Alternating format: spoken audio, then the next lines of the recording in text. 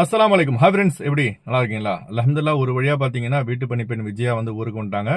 நம்ம 2 days before கூட வந்து ஒரு வீடியோ போட்டிருந்தோம். அதாவது அவங்க கணவன் இறந்துட்டாரு, அவங்க அரபி வந்து அனுப்ப மாட்டாங்க அப்படின்னு ஒரு வீடியோ போட்டிருந்தாங்க.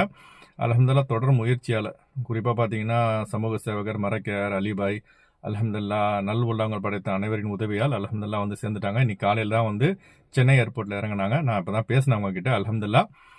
ஆனால் பல போராட்டத்துக்கு பிறகு வந்திருக்காங்க. வரும்போது பார்த்தீங்கன்னா அவங்க அரபி வந்து ஃபோனும் பிடுங்கி வச்சுட்டாங்க. ஃபோனு இல்லை, சிம் இல்லை, அவங்க கான்டாக்டே இல்லை. அல்ஹம்துலில்லாஹ் அப்புறம் ஒரு தொடர் முயற்சியால் அவங்களை கண்டுபிடிச்சி அல்ஹம்துலில்லாஹ் சென்னை ஏர்போர்ட் இப்போ தான் வந்தாங்க. இப்போ தான் காலையில் நான் பேசினேன். ஒரு வகையில் அல்ஹம்துலில்லாஹ் ஒரு சந்தோஷங்க. என்ன ஒன்று, நேற்று அவங்க கணவர் இறந்தார். அந்த ஒரு இறுதி சடங்கில் அவங்களால வந்து கலந்து கொள்ள முடியவில்லை.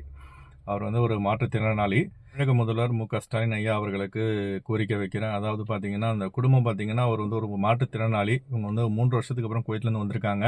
இப்போ அந்த குடும்பத்துக்கு வந்து இப்போ சம்பாதிக்கக்கூடியவர் வந்து போயிட்டாரு. இப்போ இவங்கள வந்து ஊருக்கு வந்துட்டாங்க. விஜய் அந்த பெண்மணியும் ஊருக்கு வந்துட்டாங்க. இப்போ அவங்க குடும்பம் நடத்துறதுக்கு ரொம்ப கஷ்டமான சூழ்நிலையில் வெளிநாட்டு வாழ் நலச்சங்கம் அவங்களுக்கு எதனா உதவி செய்யணும் கண்டிப்பாக. ஏன்னா அவங்களோட பொருளாதார தேவைகள் நிறையா இருக்கும். அது கண்டிப்பாக வந்து உதவி செய்யணும். இன்ஷால்லா உதவி செய்வாங்கன்னு நம்புகிறேன். கண்டிப்பாக இன்ஷால்லா பாருங்கள். அதே போல் இந்த வீடியோ வந்து அதிகமாக ஷேர் செய்யுங்க. அல்ஹம்துலில்லாஹ் துவா செய்யுங்க. அவங்க வந்து நல்லபடியாக வந்து சேர்ந்துட்டாங்க. அதான் ஒரு பெரிய விஷயம். அதனால் இனிமேல் வெளிநாட்டுக்கு போகக்கூடிய பெண்கள் பார்த்தீங்கன்னா, நீங்கள் வந்து நான் என்ன சொல்கிறதுனா, வீட்டு வேலைக்கு போகாதீங்க. அப்படி உங்களுக்கு பிரச்சனை சூழ்நிலை இந்த மாதிரி போய் தான் ஆகணும்னா அக்ரிமெண்ட் பேப்பரோட குவைத்துக்கு போங்க. அப்போ தான் பார்த்தீங்கன்னா உங்களுக்கு இந்தியன் எம்பசி வந்து ஃபுல் சப்போர்ட் பண்ணும். அதே மாதிரி அந்த அரபி அனுப்பாட்டியும் நம்ம வந்து இந்தியன் எம்பசி பேசினா, அதாவது லீகலாக வந்து நம்ம முயற்சி பண்ணி உங்களுக்கு வந்து ஊருக்கு அனுப்பி வைக்கலாம். இப்போ பாருங்க, வந்து ஒரு 3.5 வருஷமாக அங்கே குவைத்து வீட்டில் மாட்டிக்கிட்டு இப்போ தான் வெளியில் வந்திருக்காங்க. வரும்போதும் பார்த்தீங்கன்னா டிக்கெட்டும் இவங்க காசெல்லாம் போட்டு வந்திருக்காங்க. ரொம்ப கஷ்டத்துக்கு பிறகு வந்திருக்காங்க. ஏன்னா அவங்க ஃபோனும் பார்த்தீங்கன்னா அரபி வந்து பிடுங்கி வச்சுட்டாங்களாம். இந்த மாதிரி சரியில்லாத வீடும் குவைத்தில் நிறையா இருக்கு. உங்க விஜயா நான் காலைல பேசினேன், அந்த ஆடியோ நீங்க கேளுங்க. அம்மா வந்துட்டாங்களா?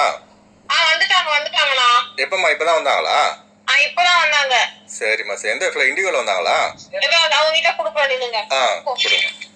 ஹலோ ஹலோ அக்கா, வந்துட்டீங்களா? ரொம்ப தேங்க்ஸ்ண்ணா. சரிம்மா, சரி. ஆனா அவங்க என்ன தெரியாங்கன்னா, பாம்பே டிக்கெட் தான் நான் வாங்கி கொடுத்துருந்தாங்க. சரிம்மா. பாம்பே டிக்கெட் வாங்கி கொடுத்து பாம்பேல இருந்து நான் டிக்கெட் போட்டு இந்த பக்கம் என் காசு தான், நான் அந்த பக்கமும் என் காசு தான், இந்த பக்கமும் என் காசு தான். எனக்கு ஒரு மாசம் சம்பளம் காசு வேற கொடுக்கலண்ணா. எனக்கு ரொம்ப காசு செலவு பண்ணி வச்சுட்டாங்கண்ணா. சரிம்மா, சரிம்மா. அங்க கோயில் சொன்ன அன்னைக்கு காசு கொடுத்தாங்க. காசு டிக்கெட் வாங்க காசு எடுத்துட்டு போனாங்க. அப்புறம் அவங்க டிக்கெட் நேத்து தான் எனக்கு வரும்போது தான் ஏர்போர்ட்ல தான் வந்து நான் கொடுத்தாங்க. எனக்கு டிக்கெட் கூட காமிக்கல அவங்க. சரிம்மா, இண்டிகோல வந்தீங்களா? பாம்பே வந்துட்டு வந்தீங்களா? ஆமா, நான் பாம்பே வந்து இங்கிட்ட வந்து யாருக்கு எனக்கு பாம்பேல வந்து எனக்கு பயமாயிடுச்சு. நான் எங்கோ ஏமாந்துருவனோ என்னமோ அப்படின்னு சொல்லிட்டு ஒரு ஆளு பக்கத்துல உட்காந்துருக்கிற ஆளை சொல்லி அவரை கைய காலை பிடிச்சி கெஞ்சி அவருக்கு கொஞ்சம் டிக்கெட் எடுத்து கொடுக்க சொல்லி 18,000 ரூபாய் நான் டிக்கெட்டு. எல்லாம் உங்க செலவு தான்?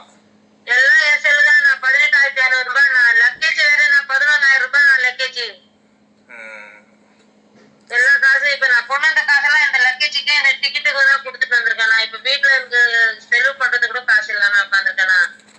ஏன்னா இப்ப உங்களுக்கு அங்க போனும் பிடிங்கிட்டாலும் கேள்விப்பட்டேன். ஆமா, நான் போனோம்னா நீங்க அன்னைக்கு பேசுனீங்கல்ல, நான் அன்னைக்கு பேசுன அன்னைக்கே பிடிங்கி அந்த சிம் எடுத்துட்டாங்க. வாட்ஸ்அப் எல்லாம் டிலீட் பண்ணிட்டாங்க. நான் திருப்பி உங்களுக்கு போன் பண்றதுக்கு எங்கேயுமே போன் பண்றதுக்கே இல்லைண்ணா எனக்கு. சரிம்மா, நல்லபடியா வந்து சேர்ந்தது பெரிய விஷயமா. 4 வருஷமா ஆச்சுல?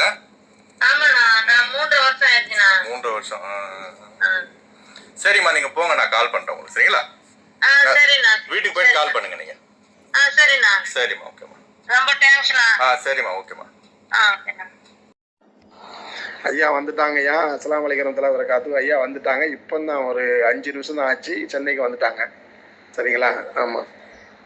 இதில் மெயினாக இந்திய தூதரகத்தினுடைய ஷாஜகானுடைய ஒத்துழைப்பு தான் பயங்கரமானது, கடுமையான ஒத்துழைப்பு. அவர் தான் அரபிகிட்ட பேசி கொண்டு போகிறதுக்கு உண்டான எல்லா பணிகளையும் செஞ்சார். உண்மையிலேயே அவருக்கு அதிகமான நம்ம நன்றியை சொல்லணும். அவருக்காக, அவர் குடும்பத்துக்காக நம்ம அதிகமாக பிரார்த்தனை செய்யணும். ஆமாம். அப்புறம் நம்ம உங்களை மாதிரியான Ziauddin YouTube channel, life style, news 7, அப்புறம் இந்த ஊர் நம்ம NPS, இந்த மாதிரி சில உறவுகள்லாம் இதில் கொஞ்சம் உதவி செஞ்சீங்க. ரொம்ப நல்லது, நன்றி. உங்களுக்கும் உங்கள் குடும்பத்தாருக்கும் இறைவன் அருள் புரியட்டும். ஷேர் செய்யுங்க. ஓகே ஃப்ரெண்ட்ஸ், எப்போதும் இணைந்திருப்போம். உங்களின் ஒருவன் ஜியாவுதீன். அஸ்ஸலாமு அலைக்கும்.